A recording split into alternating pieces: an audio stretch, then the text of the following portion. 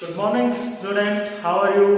Fine, I hope बिल्कुल सही होंगे आप और हमारे द्वारा जो क्लासें हैं, जो वीडियोस जो बनाए जा रहे हैं उन्हें एंजॉय कर रहे होंगे। बड़ा अच्छा लगता है आपके साथ। ठीक है, कुछ बच्चे जो हैं वो कमेंट करते हैं जो चीज़ें उनको समझ में नहीं आती है, ठीक है, उनके बारे में। और आशा करता हूँ कि आप सभी कमेंट किया करो ताकि हमें पता लगे कि वीडियो आपको कितना समझ में आ रहा है। ठीक है, तो हम पढ़ रहे थे केंद्रक के बारे में। हिंदी मीडियम जो क्लासेज हैं अपनी, ठीक है, उनके लिए है। हम किसके बारे में पढ़ रहे थे? स्टूडेंट हम पढ़ रहे थे न्यूक्लियस यानी कि केंद्रक के बारे में। ठीक है,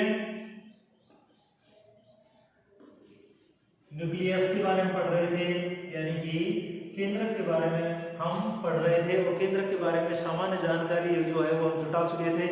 साथ ही साथ हम जो पढ़ चुके थे वो क्या था? वो था उसका डायग्राम। केंद्रक के डायग्राम के अंदर कुछ चीजें नजर आती हैं और हमने कुछ जो थोड़ी बहुत जो सामान्य जानकारी थी वो हम इसके बारे में पहले पढ़ चुके हैं कि केंद्रक जो होता है वो एक महत्वपूर्ण ऑर्गन्स होता है। और ऑर्गन्स इतना महत्वपूर्ण कि एक कोशिका के अंदर होने वाली जितनी भी जैविक प्रक्रियाएं हैं, जो बायोलॉजिकल जो प्रोसेस होती हैं, उनका जो रेगुलेशन होता है और उनका जो कंट्रोल होता है इसके माध्यम से होता है। वो होता है हमारे केंद्रक के माध्यम से। किसके माध्यम से होता है? केंद्रक के माध्यम से होता है। ठीक है, ये तो आप जानते ही हैं। केंद्रक का जो डायग्राम होता है कुछ इस प्रकार से होता है। इसके अंदर जो होता है इस प्रकार से उलझी हुई अवस्था के अंदर क्या पाया जाता है? क्रोमेटिन जाल पाया जाता है। क्या होता है? क्रोमेटिन जाल। ठीक है, क्या होता है? क्रोमेटिन जाल होता है जो डीएनए का बना हुआ होता है। और हिस्टोन प्रोटीन दो चीजें होती हैं। कौन कौन सी? एक तो डीएनए होता है और दूसरा होता है हिस्टोन प्रोटीन।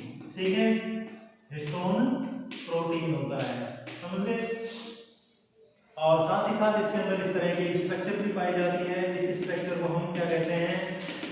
इसको हम केंद्रिका कहते हैं। क्या बोलते हैं इसको हम? इसको हम केंद्रिका के नाम से जानते हैं। ये जो छिद्र थे ये केंद्रक छिद्र कहलाते हैं। क्या कहलाते हैं?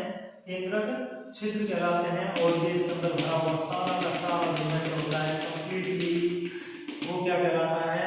वो कहलाता है केंद्रक द्रव्य। ये चीजें हम क्लियर कर चुके हैं। आई होप आपको बिल्कुल समझ में आ गया होगा ये चित्र। ठीक है, कल भी हमको इसके बारे में बताया था हमने, आज फिर से हम दोहरान कर देते हैं इसका ये चीजें। ठीक है, तो जो आपने डायग्राम बनाया है उस डायग्राम के जस्ट नीचे आपको लिखना शुरू करना है। ठीक है, जस्ट नीचे आपको लिखना शुरू करना है। क्या लिखेंगे वो मैं अभी बताऊंगा आपको, जो आपको नोट करना है। ठीक है, नोट करने की शुरुआत कीजिए। केंद्रक द्रव्य में जो डायग्राम है उसके नीचे क्या लिखेंगे? केंद्रक द्रव्य में क्या क्या उपस्थित होता है? केंद्रक द्रव्य में केंद्रिका व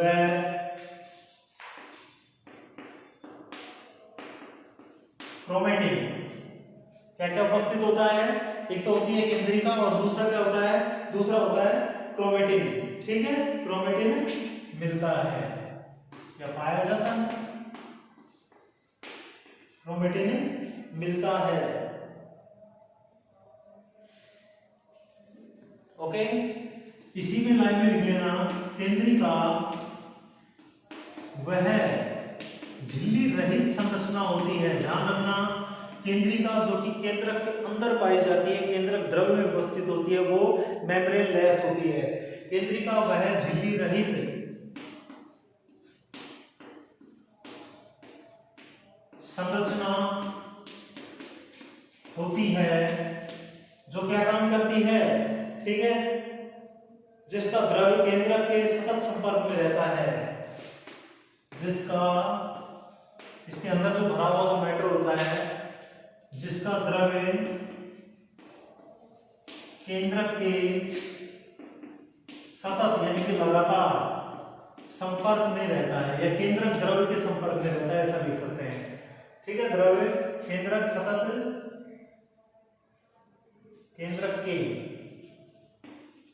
सतत संपर्क में रहता है। ठीक है, यानी कि जो केंद्रिका जो होती है वो मेम्ब्रेनलेस होती है और उसके अंदर भरा हुआ जो द्रव होता है वो केंद्रक द्रव में ही आपस में कैसे रहते हैं? घुलनशील होते हैं, आपस में एक दूसरे के संपर्क में रहते हैं। ठीक है, यह सक्रिय राइबोसोम जो आरएनए होता है, ये ध्यान रखना, ये इसका कार्य है केंद्रिका का, यह है सक्रिय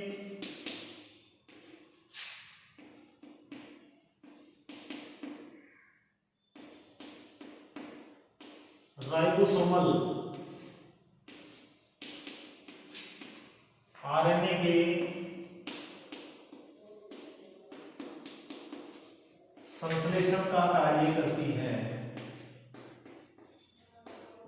समझ गए? कौन? केंद्रिका। अगर आपसे पूछा जाए कि केंद्रिका का क्या कार्य होता है तो आप क्या बताएंगे कि केंद्रिका जो होती है वो आरएनए के संश्लेषण करती है। साथ ही साथ मैंने एक चीज और बताई थी कि जो राइबोसोम की जो सब यूनिट होती हैं, ठीक है, छोटी और जो बड़ी इकाइयां होती हैं, उन इकाइयों को, ठीक है, उन इकाइयों के निर्माण का भी किसकी जिम्मेदारी होती है? उसका निर्माण भी किसमें होता है? केंद्रिका में होता है। किसमें होता है?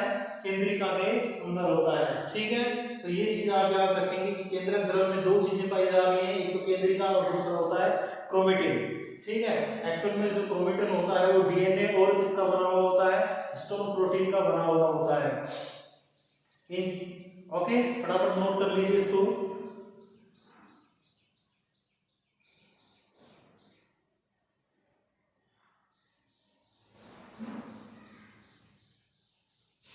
दूसरी चीज जो आपको इसके अंदर याद रखनी है वो मैं आपको बता देता हूं। यहां तक तो आपको समझ में आ गया, लेकिन देखिए कई बार क्या होता है कि अक्सर हम जिस चीज दो शब्दों में कंफ्यूज होते हैं, वो एक तो शब्द होता है क्रोमेटिन, और दूसरा जो आपके लिए कंफ्यूजन पैदा करता है वो होता है गुणसूत्र। ये दो चीजें हैं, दोनों शब्द हैं, दोनों एक ही बातें हैं। गुणसूत्र भी किसके बने हुए होते हैं स्टूडेंट? ये दोनों के दोनों किससे निर्मित होते हैं? डीएनए से निर्मित होते हैं। किससे निर्मित होते हैं? डीएनए से निर्मित होते हैं। लेकिन इनमें डिफरेंट क्या है, ये बहुत जरूरी है जानना कि क्रोमेटिन और गुणसूत्र में डिफरेंट क्या होता है। डियर स्टूडेंट, संगठन की बात करें तो सेम टू सेम होता है, लेकिन एक जो कोशिका होती है हमारी, जो एक कोशिका होती है, ये कोशिका जब विभाजन करती है, यानी कि कोशिका जब किसमें प्रवेश करती है? कोशिका चक्र में प्रवेश करती है। ठीक है, कोशिका किसमें प्रवेश करती है? डियर स्टूडेंट, जब कोशिका चक्र में प्रवेश करती है तो कोशिका चक्र को हम दो भागों में बांट देते हैं। गौर से सुनना इस चीज को, ठीक है, आउट ऑफ कोर्स मैं आपको बात बता रहा हूं, समझ गए?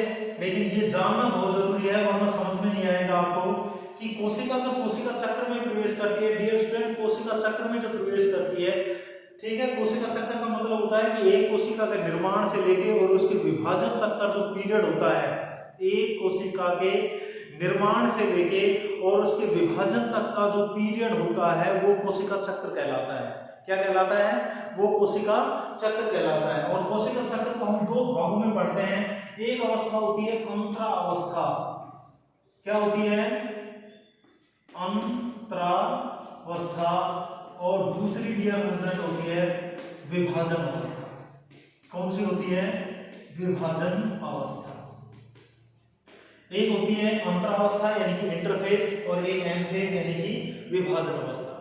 अब अंतरावस्था जो होती है ना डियर स्टूडेंट, अंतरा जो अवस्था होती है, ये अवस्था जो है ये कोशिका विभाजन से पूर्व जो तैयारी करती है। एक कोशिका जब विभाजित होती है तो उससे पहले वो अपने आकार में क्या करती है? वृद्धि कर लेती है। आरएनए डीएनए का संश्लेषण कंप्लीट हो जाता है, दूसरे जो पदार्थ होते हैं उनका भी निर्माण हो जाता है, यानी कि ये विभाजन से पूर्व की तैयारी अवस्था होती है। समझ गए? विभाजन से पूर्व की तैयारी अवस्था होती है जिसे हम अंतरावस्था कहते हैं। और इस अंतरावस्था के अंदर जो डीएनए सूत्र होता है, जो डीएनए सूत्र होता है लगभग 2 मीटर लंबाई का, कितना? 2 मीटर लंबाई का, किसके अंदर पाया जाता है? तो हमारा केंद्रक होता है, उसके अंदर ये जो उलझा हुआ नजर आता है आपको, यही डीएनए सूत्र है। क्या है ये डीएनए सूत्र है जो लगभग 2 मीटर लंबाई का होता है। और डियर स्टूडेंट, ये अंतरावस्था में इसे हम क्या कहते हैं? इसे हम क्रोमेटिन जाल कहते हैं। क्या बोलते हैं इसे हम? इसे हम क्रोमेटिन जाल कहते हैं। किस अवस्था में? अवस्था कौन सी है? अंतरावस्था, कोशिका विभाजन की। ठीक है, दूसरी अवस्था है जो विभाजन अवस्था है, यानी कि जब कोशिका विभाजन के लिए कंप्लीटली तैयार हो गई, अब वो क्या करती है, अपने अंदर विभाजन कर लेती है। तो विभाजन अवस्था में यही क्रोमेटिन जाल जो होता है ये किसमें चेंज हो जाता है, गुणसूत्र में चेंज हो जाता है। किसमें चेंज हो जाता है, गुणसूत्र में चेंज हो जाता है। आई होप आपको बिल्कुल क्लियर हो गया होगा कि क्रोमेटिन और गुणसूत्र का क्या खेल है। ठीक है, ये डीएनए जो सूत्र होता है जो उसी अवस्था में है, ये अंतरा अवस्था में तो कैसा होता है, क्रोमेटिन के रूप में होता है, जबकि विभाजन अवस्था में क्या बन जाता है, ये छोटे छोटे टुकड़े हो जाते हैं इसके। और स्टूडेंट यही टुकड़े जो होते हैं, ये जो धागा है, जो सूत्र है, इस सूत्र के छोटे छोटे टुकड़े हो जाते हैं और यही टुकड़े क्या कहलाते हैं, 2 मीटर लंबा का जो है ये 23 जोड़ों में बट जाता है। कितने में, 23 जोड़ों में बट जाता है। और यही क्या कहलाता है, फिर बाद में अगर इसके इस तरह से छोटे छोटे टुकड़े हो जाते हैं तो ये टुकड़े ही क्रोमोसोम यानी कि गुणसूत्र कहलाते हैं। पसंद आई जानकारी, आई होप बिल्कुल आपको समझ में आ गई होगी। अब हम बात करते हैं अपने सिलेबस से संबंधित। इसको समझाना बहुत जरूरी था वरना आप कंफ्यूज ही रहते। ठीक है, अगर फिर भी आपको दिक्कत आए तो फिर कभी भी मेरे से वीडियो ये आप देख ही सकते हैं। ठीक है, तो सक्रिय राइबोसोम आरएनए की संश्लेषण का काम कौन करती है, हमारी केंद्रिका करती है। ठीक है, कौन करती है, हमारी केंद्रिका करती है। ठीक है,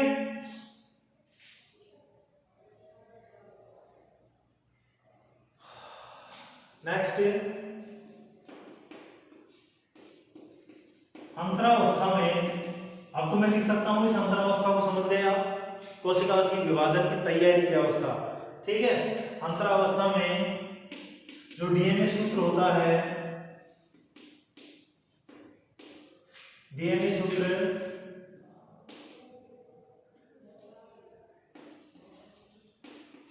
एक नेटवर्क जाल के रूप में पाया जाता है, जाल के रूप में पाया जाता है, जिसे क्या बोलते हैं, बोलो साथ साथ, जिसे क्रोमेटिन कहते हैं। क्या कहते हैं, जिसे डियर स्टूडेंट क्रोमेटिन कहते हैं। तो अंतरावस्था में डीएनए सूत्र एक जाल के रूप में पाया जाता है जिसे क्रोमेटिन कहते हैं। यह डीएनए व हिस्टोन प्रोटीन का बना होता है। ये भी लाइन ध्यान रखना। ठीक है, यह किस किस का बना होता है, डीएनए व हिस्टोन प्रोटीन। ठीक है, डीएनए व हिस्टोन प्रोटीन का बना होता है। समझ गए, बिल्कुल समझ गए होंगे। ठीक है, समझ गए तो नोट कर लीजिए इसको फटाफट, आपके पास इतना ही टाइम रहता है। होशियार बच्चे हैं आप सब।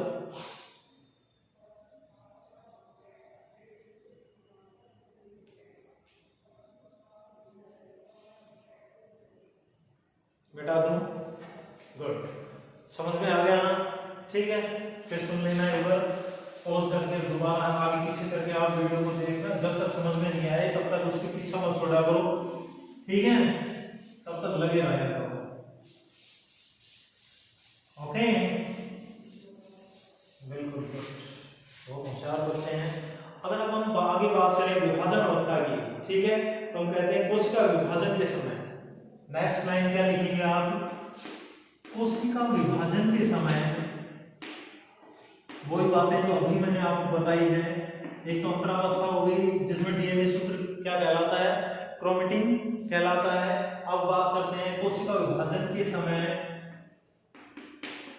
क्रोमेटिन जाल, ध्यान रखना, क्रोमेटिन जाल छोटे छोटे टुकड़ों में टूट जाता है।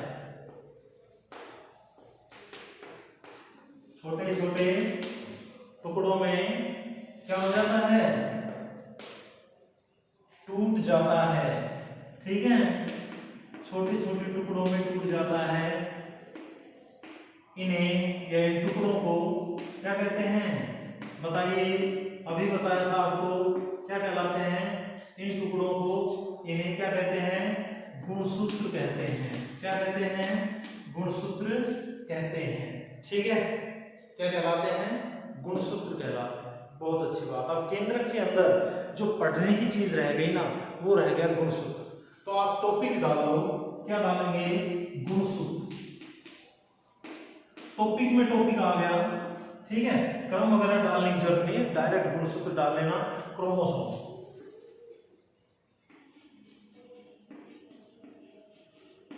अंग्रेजी में क्या कहते हैं गुणसूत्र को? क्रोमोसोम कहते हैं। ठीक है, परिभाषा तो आपको समझ में आई गई। ठीक है, चाहो तो आप गुणसूत्र वाला ये जो परिभाषा से पहले यहाँ पर टॉपिक डाल सकते हैं। परिभाषा यही होगी कि कोशिका विभाजन के समय क्रोमेटिन जाल छोटे छोटे टुकड़ों में टूट जाता है और इन्हें क्या कहा जाता है? इन्हीं टुकड़ों को हम क्या कहते हैं? इन्हीं टुकड़ों को डियर स्टूडेंट क्या कहते हैं? हम गुणसूत्र कहते हैं। क्या कहते हैं? गुणसूत्र कहते हैं। ठीक है,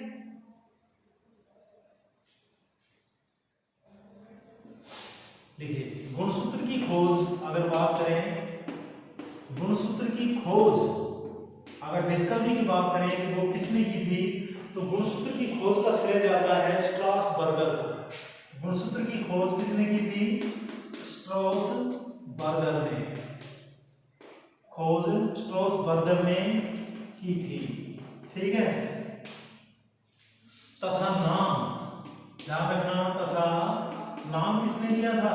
तथा नाम वाल्डेयर ने दिया था। वाल्डेयर ने दिया था। ठीक है, किसने दिया था? वाल्डेयर नामक एक वैज्ञानिक ने। गुणसूत्र की खोज स्ट्रासबर्गर के द्वारा की गई थी और नाम गुणसूत्र जो नाम है ये किसने दिया था? वाल्डेयर ने दिया था। साथ ही साथ एक और लाइन जो प्रतियोगिता परीक्षाओं में पूछी जाती है कि गुणसूत्रीय सिद्धांत किसने दिया था? ठीक है, इसी में आगे लिखिए तथा, एक लाइन और जोड़ ले, तथा गुणसूत्रीय सिद्धांत, यानी कि गुणसूत्र के बारे में व्याख्या की अगर हम बात करें तो गुणसूत्रीय जो सिद्धांत है यानी कि महत्व जो होते हैं गुणसूत्र के, वो किसने समझाया था? तथा गुणसूत्रीय सिद्धांत सटन व बोवेरी ने प्रतिपादित किया था। तो गुणसूत्रीय सिद्धांत किस कौन कौन से वैज्ञानिक थे? सटन व बोवेरी। ठीक है, सटन व बोवेरी ने दिया था। समझ गए? ये छोटे छोटे क्वेश्चन आपके लिए बड़े इंपॉर्टेंट हो जाते हैं। चैप्टर खत्म होते ही मैं आपका एक टेस्ट लूंगा, देखते हैं कि आप कितना पढ़ते हैं। ठीक है, तो ये जानकारी आपको अच्छी लगी होगी। एक्स्ट्रा है आपके कि गुणसूत्र की खोज स्ट्रासबर्गर के द्वारा की गई थी, नाम वाल्डेयर ने, और गुणसूत्र सिद्धांत दिया था सटन और बोवेरी नामक वैज्ञानिक। ठीक है, अब गुणसूत्र की संरचना की अगर हम बात करें, लिख लिया, मिटा दूं। परिभाषा आपको पता लग गई, गुणसूत्र किसे कहते हैं कि कोशिका विभाजन के समय क्या होता है कि जो क्रोमेटिन जाल होता है वो छोटे छोटे टुकड़ों में टूट जाता है, खासकर मध्यावस्था में, और यही छोटे छोटे टुकड़े गुणसूत्र कहलाते हैं। क्या कहलाते हैं? गुणसूत्र कहलाते हैं। ठीक है, गुणसूत्र की संरचना, गुणसूत्र की संरचना, संरचना यानी कि इसकी स्ट्रक्चर कैसी होती है। तो एक गुणसूत्र जो होता है उसमें क्या क्या चीजें उपस्थित होती हैं, उनके सिर्फ नाम है, आप मैं बताऊंगा आपको। ठीक है, गुणसूत्र जो होता है उसकी जो संरचना होती है उसके अंदर क्या क्या चीजें शामिल होती हैं। तो गुणसूत्र जो होता है वो सामान्यतः निम्न संरचनाओं से मिलकर बना हुआ होता है। पहले हम डायग्राम बना लेते हैं, या ये कहें कि गुणसूत्र के निम्न भाग होते हैं, ऐसे नीचे लिख सकते हैं, गुणसूत्र के निम्न भाग होते हैं। ठीक है, अब वो कौन कौन से भाग हैं वो फटाफट हम लिख लेंगे। ठीक है, पहला भाग जो होता है वो होता है पेलिकल, जो उसका सबसे बाहर का आवरण होता है। Number 1 pellicle. ठीक है, जो सबसे बाहर का आवरण होता है डियर स्टूडेंट। Number 2 chromatid. क्या होता है? क्रोमेटिड। ओके, नंबर 3 क्रोमेटिड से लिख सकते हैं आप क्रोमेनिमेटा, क्रोमोमियर, क्रोमोमियर। नंबर 4 गुणसूत्र बिंदु। क्या होगा? गुणसूत्र बिंदु। ठीक है, और डियर स्टूडेंट नंबर 5 होता है सैटेलाइट। क्या होता है? सैटेलाइट। ये भाग होते हैं गुणसूत्र के। अब गुणसूत्र का डायग्राम इधर बना लेते हैं। ठीक है, एक जो गुणसूत्र होता है उसकी आकृति लगभग कुछ इस प्रकार की नजर आती है हमें, जैसा कि मैं चित्र के द्वारा आपको बना रहा हूं। ठीक है, आपको भी सेम टू सेम इसी तरह से बनाना है। ओके, इस प्रकार से।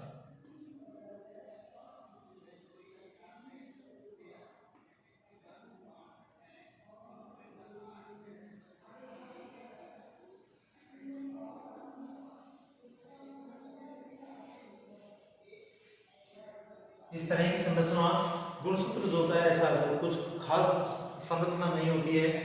ठीक है, देखिए आपको क्या नजर आ रहा है, गुणसूत्र यहाँ में दो भागों में नजर आ रहे हैं। ये एक दबा हुआ स्थान है, फिर एक बड़ा स्थान, एक बड़ा स्थान। ये सबसे बाहर का जो आवरण होता है इसका, ठीक है, ये क्या कहलाता है, पेलिकल कहलाता है। क्या कहलाता है, पेलिकल कहलाता है। ठीक है, इसके पश्चात यहां से यहां तक का एक हिस्सा ध्यान रखना, और यहां बढ़ गया दूसरा हिस्सा। ये दोनों हिस्से डियर स्टूडेंट क्या कहलाते हैं, क्रोमेटिड कहलाते हैं। ये वाले क्या कहलाते हैं, क्रोमेटिड। तो क्रोमेटिड फर्स्ट, और इसे हम क्या कहेंगे, क्रोमेटिड सेकंड। यानी कि प्रत्येक गुणसूत्र क्या होता है, दो क्रोमेटिड से मिलकर बना होता है। प्रत्येक गुणसूत्र दो क्रोमेटिड से मिलकर बना होता है। क्रोमेटिड के बीच का जो ये स्थान होता है डियर स्टूडेंट, जहां दोनों क्रोमेटिड आपस में जुड़े हुए होते हैं, थोड़ा सा दबा हुआ स्थान जो होता है, इसे हम कहते हैं प्राथमिक संकीर्णन। ठीक है, प्राथमिक संकीर्णन, प्राथमिक संकीर्णन, या फिर डियर स्टूडेंट ये क्या कहलाता है, गुणसूत्र बिंदु। क्या कहलाता है ये कहलाता है गुणसूत्र बिंदु। ठीक है, ओके। और ये जो बीच में आपको दिखाई दे रहा है, बीच के अंदर जो ये हमने ये बनाया है इस तरह से, ठीक है, ये जो आपको दिखाई दे रहा है डियर स्टूडेंट, ये जो होता है ये क्रोमोनीमा होता है। क्या होता है, क्रोमोनीमा। ठीक है, क्या होता है, क्रोमोनीमा सूत्र होता है। ठीक है, जो कि डीएनए से बना होता है, और इस क्रोमोनीमा सूत्र पर छोटी छोटी बिंदु के समान संरचनाएं पाई जाती हैं, जो कि शायद चित्र में तो आपको नजर नहीं आएंगी, क्योंकि चौक जो है वो सफेद कलर का है, दूसरे कलर का होता तो आपको शायद नजर भी आ जाती। फिर भी आप मेरी बात तो सुन ही रहे हैं कि इस क्रोमोनीमा के ऊपर छोटी छोटी बिंदु समान संरचनाएं पाई जाती हैं डियर स्टूडेंट, यही क्या कहलाती हैं, क्रोमोमियर कहलाती हैं। क्या कहलाती हैं, क्रोमोमियर कहलाती हैं। ठीक है, और एक वैज्ञानिक थे जिनका नाम था जॉनसन। क्या नाम था, जॉनसन नामक वैज्ञानिक थे, जिन्होंने बाद में इन्हीं क्रोमोमियर को क्या नाम दिया था, जीन नाम दिया था। क्या नाम दिया था, जीन। तो पहले तो हम क्रोमोमियर ही याद रखेंगे, जीन बाद में। तो प्रत्येक गुणसूत्र किससे मिलकर बना होता है, दो क्रोमेटिड से मिलकर बना होता है। दोनों क्रोमेटिड जो होते हैं उनके मध्य में प्राथमिक संकीर्णन होता है, जिसे हम गुणसूत्र बिंदु कहते हैं। ठीक है, प्रत्येक क्रोमेटिड जो होता है उसके अंदर क्रोमोनीमा सूत्र पाया जाता है, जिसके ऊपर क्रोमोमियर्स उपस्थित होते हैं। दूसरी चीज, सैटेलाइट बच गया। कई बार कुछ गुणसूत्रों में क्या देखा गया है कि द्वितीयक संकीर्णन भी पाया जाता है। अगर द्वितीयक संकीर्णन उपस्थित है, द्वितीयक संकीर्णन सभी में नहीं होता, समझ गए। अगर क्या है, द्वितीयक संकीर्णन अगर किसी गुणसूत्र में उपस्थित है तो उसका आगे का जो हिस्सा होता है डियर स्टूडेंट, वो कैसा हो जाता है, थोड़ा सा यूं मुड़ जाता है।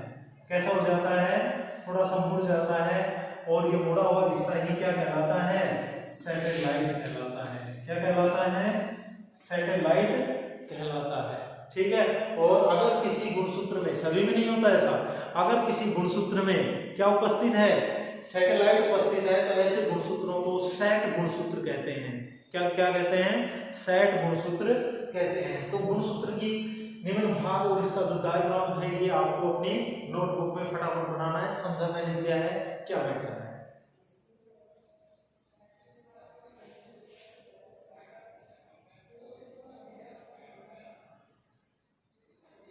Okay, good.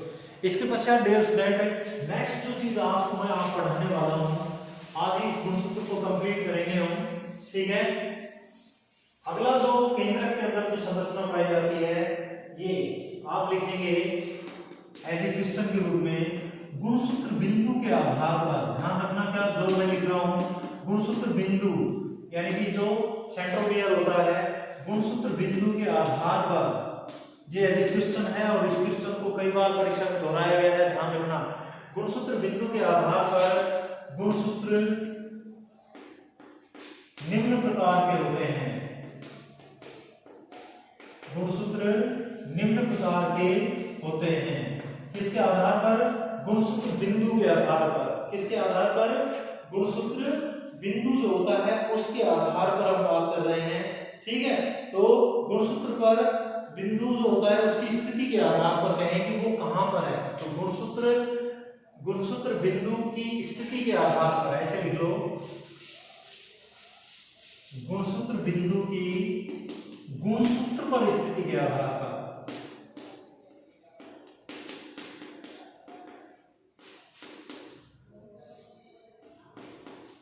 स्थिति के आधार पर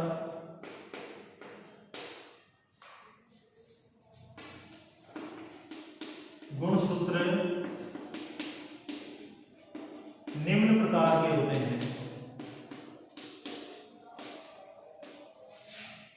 गुणसूत्र निम्न प्रकार के होते हैं।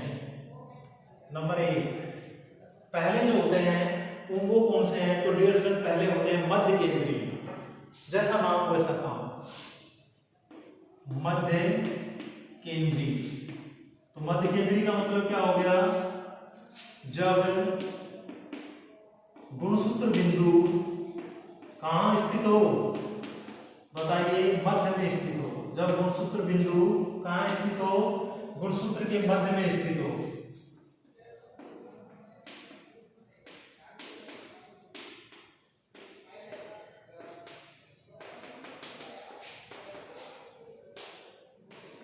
मध्य में स्थित हो, ठीक है।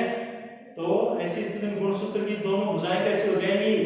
गुणसूत्र की डियर स्टूडेंट दोनों भुजाएं बराबर हो जाएंगी, ठीक है। दोनों भुजाएं कैसी हो जाएंगी? बराबर हो जाती हैं जब बिल्कुल बीचों बीच स्थित होता है। जैसे चित्र के द्वारा अगर आप बनाएं तो इस तरह से डायग्राम बना लेना। ये क्रोमेटिड, ये दूसरा क्रोमेटिड, ठीक है। विभाजन अवस्था के रूप में दिखा रखा है इसको, थोड़ा सा आप इस तरह से बना लेंगे इसको।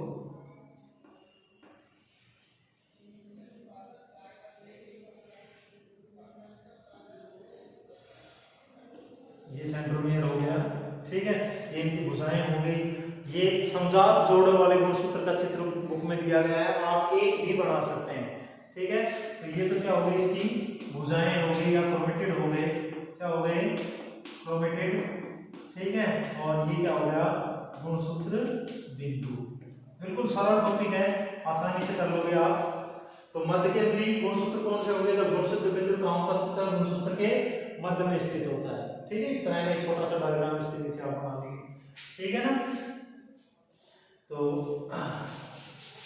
दूसरे प्रकार का जो होता है मध्य केंद्रीय, यानी कि जब गुणसूत्र बिंदु गुणसूत्र के मध्य में स्थित हो, तो डियर दूसरा होता है उप मध्य केंद्रीय, ठीक है।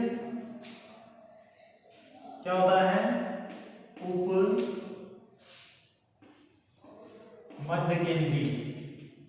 कैसा होता है उप मध्य केंद्रीय? कहने का मतलब होता है कि जब गुणसूत्र बिंदु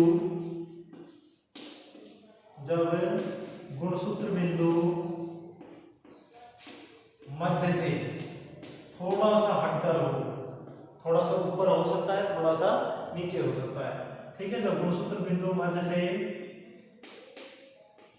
थोड़ा हटकर हो, ठीक है, तो इस तरह के गुणसूत्र क्या कहलाते हैं? उप मध्य केंद्रीय कहलाते हैं। चित्र आप बना लेंगे, ऊपर वाली भुजाओं को थोड़ा सा छोटा कर देंगे, नीचे वाली को बड़ा कर देंगे, ठीक है। ज्यादा बड़ी नहीं, थोड़ा बहुत अंतर कर देंगे बस, ठीक है। आकार में थोड़ा बहुत अंतर आप दिखा देंगे, ठीक है। इस तरह के गुणसूत्र जो होते हैं वो क्या कहलाते हैं? उप मध्य केंद्रीय कहलाते हैं। डायग्राम आप अपने आप बना लेना, मुझे पता है, आशा है कि आप डायग्राम बना लें, ठीक है। एक का बना दिया, सभी का बन जाएगा। तो तीसरे जो प्रकार के हैं वो तीसरे जो प्रकार के हैं वो अग्र केंद्रीय हैं, ठीक है। क्या है? अग्र केंद्रीय।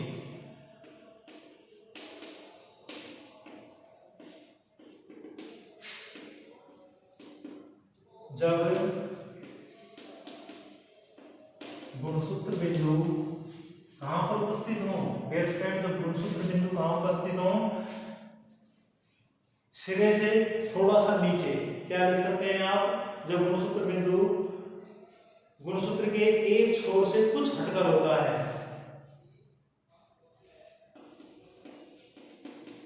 गुणसूत्र के एक छोर से कुछ हटकर होता है, ठीक है, तो ऐसा जो गुणसूत्र होता है वो अग्र केंद्री कहलाता है। यहाँ पर आपको क्या करना है कि जो भुजा होती है ना डियर स्टूडेंट, उसकी एक भुजा थोड़ी सी ज्यादा छोटी कर देंगे और एक क्या कर देंगे, यहाँ तक लंबी करेगा। इस तरह की स्थिति बनाना, ठीक है, एक थोड़ी छोटी कर देंगे और एक भुजा जो है वो लंबी बना देंगे। और सबसे अंतिम है अंत है केंद्री, ठीक है। नंबर 4 अंत है केंद्री। और अंत केंद्री का मतलब होता है जब गुणसूत्र बिंदु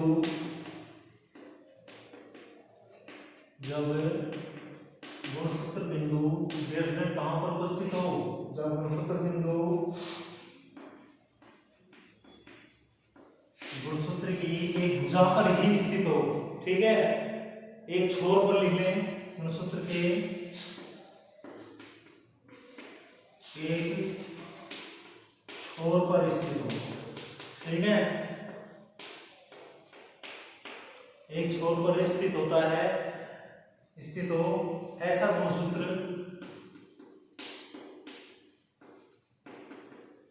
एक भुजीय होता है। कैसा होता है?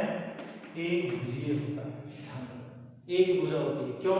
कि जैसे मान लीजिए कि ये क्या हो गया, क्रोमेटेड हो गया और यहाँ पर क्या उपस्थित है, गुणसूत्र बिंदु है, समझ गए, ऊपर कोई भुजाई होती ही नहीं है, तो ऐसे गुणसूत्र अंत है केंद्री कहलाते हैं। क्या कहलाते हैं? अंत केंद्री कहलाते हैं। अगर केंद्री थोड़ा सा नीचे आ जाता है, ठीक है, जिससे दो भुजाएं हो जाती है, एक थोड़ी छोटी हो जाती है, एक काफी बड़ी हो जाती है। उपमध्य केंद्री में क्या होता है, एल आकार सा हो जाता है कि एक जो होती है वो छोटी तो रहती है लेकिन बहुत ज्यादा छोटी नहीं होती, और मध्य केंद्री में दोनों भुजाएं बिल्कुल बराबर होती हैं, ठीक है। यहाँ पर केंद्रक समाप्त होता है। आई होप ये जानकारी जो है आपको बिल्कुल पसंद आई होगी, नोट कर लो इसको, ठीक है। नेक्स्ट वीडियो में हम अंतिम वीडियो रहेगा इस चैप्टर का, जिसमें हम सेंट्रियोसोल यानी कि जो तारक काय होता है और कशाभिकाएं जो होती हैं उनके बारे में आपको बताने वाले हैं। तब तक wait and watch video. Goodbye, have a nice day.